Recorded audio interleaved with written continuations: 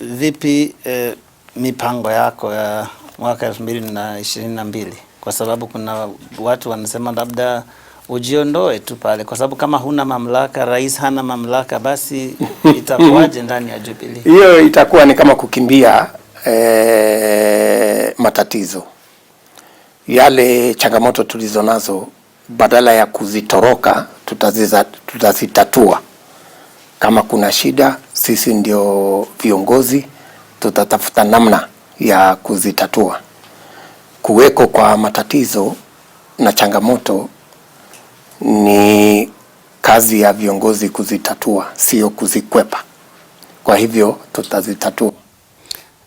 Na ikishindikana? Ikishindikana, kuna options nyingi, katika siasa.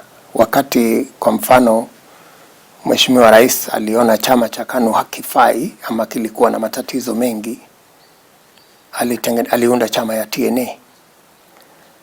Wakati hata na mimi niliona kwamba chama cha ODM kilikuwa kimeingiwa na udikteta na hawakuweza accommodate wengine wetu, tuliamua kivingine.